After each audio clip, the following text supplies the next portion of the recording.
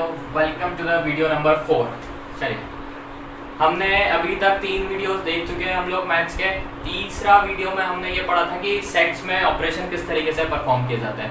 ठीक है, अब हम आज पढ़ने वाले हैं कुछ क्वेश्चंस उन्हीं ऑपरेशन से रिलेटेड। एक बार क्विक रिकॉल करते हैं कि वो किस तरीके से ऑपरेशंस हमने देखे थे। पहला ऑपरेशन जो हमने देखा था वो था यूनियन, जिसको रिप्रेजेंट करते थे कैपिटल यू से। हम उसमें सारे एलिमेंट्स को आपस में कंबाइन करके लिखते थे, लेकिन कोई भी एलिमेंट को रिपीट नहीं होने देते थे, याद है। फिर हमने देखा था इंटरसेक्शन। इंटरसेक्शन में हमने ये देखा कि हमारे पास जो भी एलिमेंट्स रहते थे सेट के अंदर, अलग अलग सेट्स के अंदर, हम सिर्फ उसमें से कॉमन एलिमेंट को सिलेक्ट करते थे, बाकी को एलिमिनेट कर देते थे। और लास्ट जो देखा था वो देखा था हमने डिफरेंस, माइनस ऑपरेटर। इसमें हमने ये देखा था कि हम इसमें से पहले तो जो दो सेट्स में हमको डिफरेंस निकालना रहता था उसमें हम प्रायोरिटी सेट डिसाइड करते थे। जो पहले लिखा होता था वो प्रायोरिटी सेट होता था। बाद में हम लोग सिर्फ प्रायोरिटी सेट के वो वाले एलिमेंट्स लिखते थे जो हमारे पास बचते थे कॉमन एलिमेंट्स को रिमूव करने के बाद। कॉमन एलिमेंट्स को पहले रिमूव करो, फिर प्रायोरिटी सेट में जो भी एलिमेंट बच गया वो हमारा आंसर होगा डिफरेंस का। ठीक है, यही पढ़ा था हमने लास्ट लेक्चर में। ठीक है, अब आज के लिए कुछ क्वेश्चन हम लोग प्रैक्टिस करते हैं, फिर टाइप्स ऑफ सेट्स में कुछ और चीज इंट्रोड्यूस करेंगे।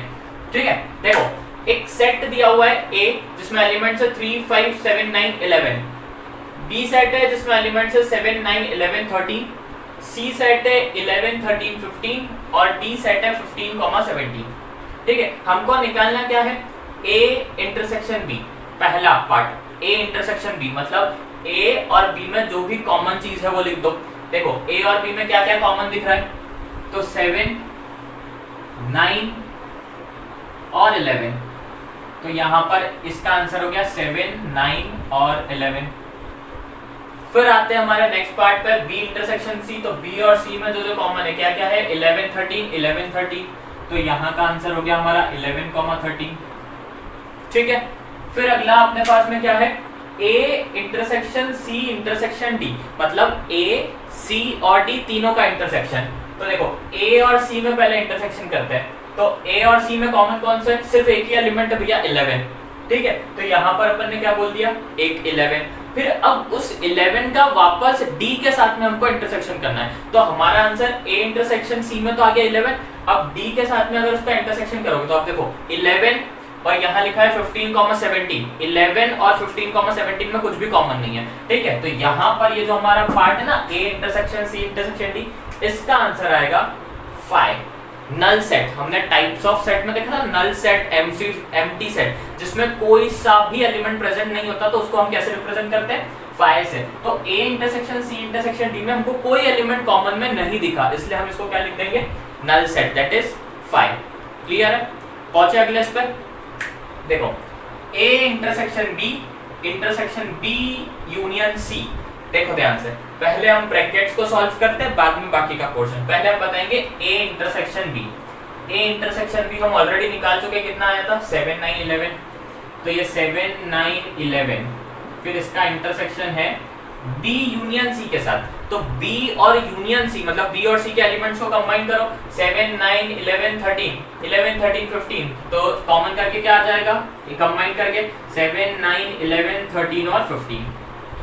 ठीक है, यूनियन मतलब यही होता है, सारे एलिमेंट्स को लिख दो, लेकिन जो रिपीटेड एलिमेंट्स है उनको बार बार नहीं लिखना। तो क्या हो गया? इधर आया 7, 9, ये वाले ब्रैकेट का आंसर आया 7, 9, 11। ये वाले ब्रैकेट का आंसर आया 7, 9, 11, 13, 15। इसके बीच में हमको लगाना है इंटरसेक्शन, मतलब इन दोनों में क्या क्या कॉमन है। तो कॉमन क्या क्या दिख रहा है? 7, 9 और 11। तो इस पूरे पोर्शन का आंसर कितना आएगा? 7, 9, 11। ये काम खत्म हो गया। ठीक है, अब आते हैं अपन अपने लास्ट पार्ट पे, 5th वाले पे। तो वो देखो क्या लिखा हुआ है? A यूनियन D निकालो, B यूनियन C निकालो, और फिर क्या कर दो? इसका इंटरसेक्शन कर दो। तो पहले देखो A यूनियन D, A और D का यूनियन 3, 5, 7, 9, 11, 15, 17। तो यहाँ पे अपन लिख देते हैं 3, 5, 7, 9, 11, 15 और 17। ठीक है, इसका मुझे इंटरसेक्शन करना है B यूनियन C के साथ। B यूनियन C देखो, B और C का यूनियन 7, 9, 11, 13 और 15। 7, 9, 11, 13 और 15। ये हमने एक ब्रैकेट का आंसर लिखा, यहाँ पर फिर इंटरसेक्शन के साथ में दूसरे ब्रैकेट का आंसर लिखा। ठीक है, अब मुझे दोनों में चाहिए इंटरसेक्शन मतलब कॉमन। तो कॉमन क्या क्या है, 7, 9, 11 और साथ में 15। तो हमारा आंसर कितना हो जाएगा इसका, 7, 9, 11 और 15। ये आंसर से हमारे पांचों पार्ट के। मैं साइड में हट रहा हूं, तुम लोगों को अगर स्क्रीनशॉट लेना है इसका तो स्क्रीनशॉट ले लो। ठीक है, चलो आगे बढ़ते हैं इसके। ये क्वेश्चन हमारा ऐसा हो गया कि सारे पोर्शन सारे कंसेप्ट उसमें कवर हो गए एक ही क्वेश्चन में।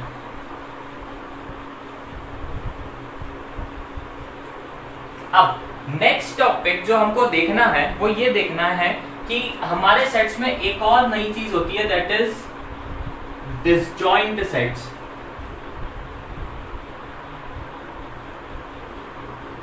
क्या होता है, डिसजॉइंट सेट्स। अब डिसजॉइंट सेट्स का मतलब क्या होता है ये सुनो।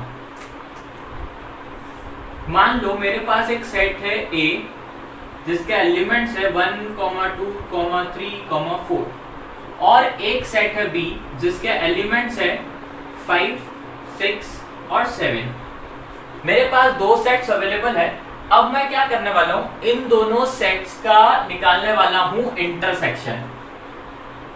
हम लोग इन दोनों सेट्स का क्या निकालेंगे, इंटरसेक्शन। इंटरसेक्शन को कैसे रिप्रेजेंट करते हैं, उल्टे यू के साथ, उल्टा कैपिटल यू। ठीक है, तो अगर मैं ए बी का इंटरसेक्शन निकालू, इंटरसेक्शन का मतलब होता है कॉमन एलिमेंट। तो देखो क्या ए और बी में कोई सा भी एलिमेंट कॉमन है, यहाँ पर लिखा है 1, 2, 3 एंड 4, बी में लिखा है 5, 6 और 7। दोनों में कोई भी एलिमेंट्स कॉमन नहीं है, मतलब हमारा जो ए इंटरसेक्शन बी है उसका आंसर कितना आएगा, 5।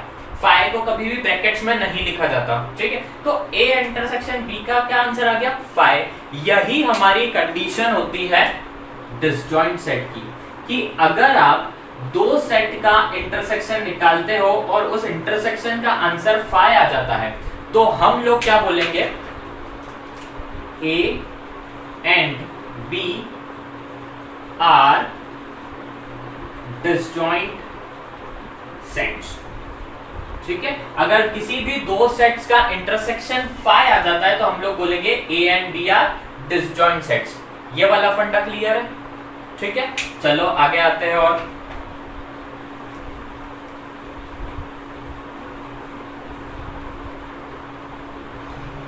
अब देखो नेक्स्ट चीज हम लोग पढ़ते हैं, complement of a set.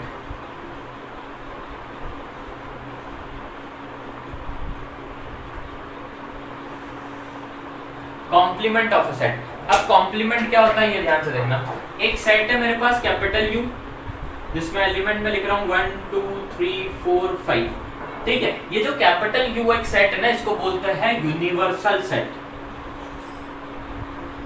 Universal set. अब यूनिवर्सल सेट का मतलब क्या होता है, हमारे पास जितने भी सेट्स प्रेजेंट है ओवरऑल, हमारे पास एक क्वेश्चन के अंदर जितने भी सेट्स प्रेजेंट है उसमें जो सबसे बड़ा सेट होगा ना जिसमें सारे एलिमेंट्स होंगे, that will be our universal set. अब वो कुछ भी हो सकता है, ठीक है, नंबर हो सकते हैं, अल्फाबेट्स हो सकते हैं, किसी भी तरीके का कुछ भी हो सकता है जिसमें सारे सेट्स के एलिमेंट प्रेजेंट हो। तो हमको क्या बोला है कि एक यूनिवर्सल सेट दिया है जिसमें एलिमेंट्स है 1, 2, 3, 4, 5। अब मुझे एक सेट देके रखा है ए जिसमें एलिमेंट है 1, 2 और 3।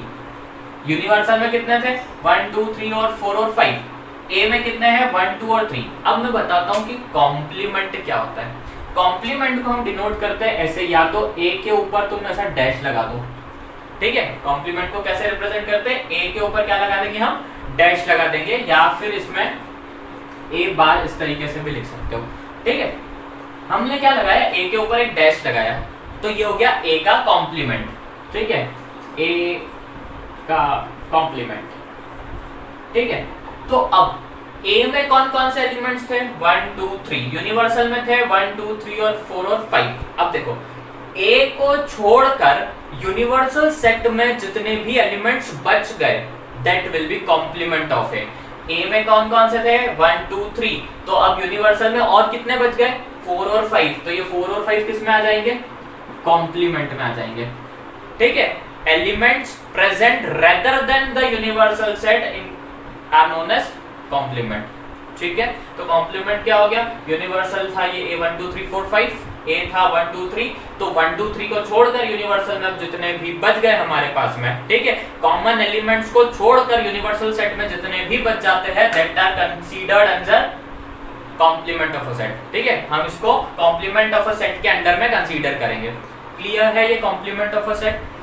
अब एक लास्ट और कॉम्प्लीमेंट के सेट के लिए एक थ्योरम होती है, एक लॉ होता है, that is D Morgan's law.